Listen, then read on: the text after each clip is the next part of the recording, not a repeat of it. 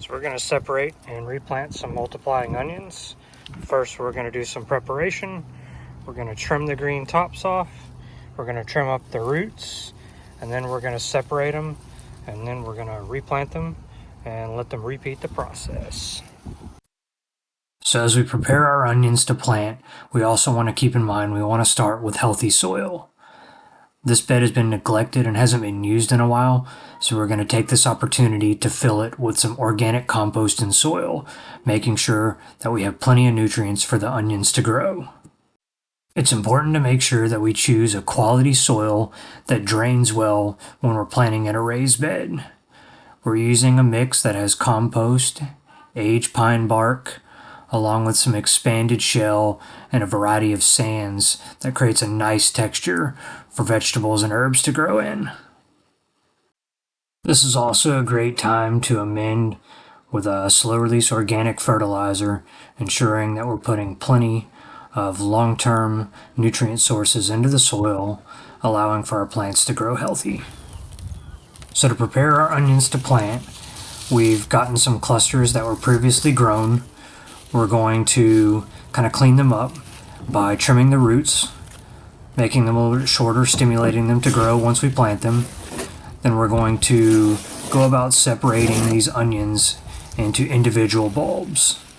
Sometimes you have to be a little careful because they can break depending on how long they've been left out of the soil. We left these out a little longer than we intended, so they became a little bit hard to separate over time. We're also going to trim the green tops off. We want to remove any of the greens, leaving only the bulb and a little bit of the papery part at the top. And this is what we're going to use to replant. After these were pulled out of the ground initially, we could have done this process immediately and then replanted them in lieu of risking them drying completely out and rotting.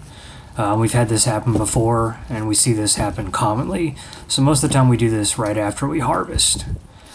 This is a process that can be repeated over and over again, keeping these growing year-round, making green onions readily available in the kitchen, fresh or frozen. So now that we've got our onions cut back, we are going to plant them out and let them multiply again and continue the process. This is something that you can keep going year-round. Super easy to grow.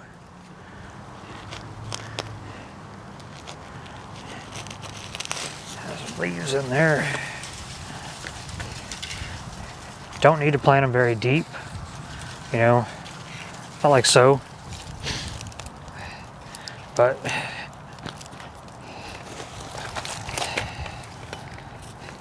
so we have a bunch of these that we were given, and this is one of the most asked for crops on a regular basis, and they're very hard to come by. So we are planting a bunch of them, and we're going to ensure that we have plenty, so eventually we can supply our own.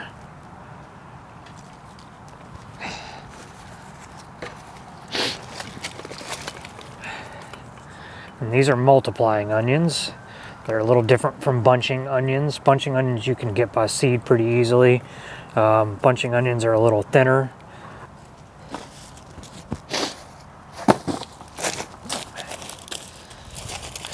We chose this specific area for the multiplying onions because we had previously trialed them in a bed over there where they get similar sunlight, and they did really well.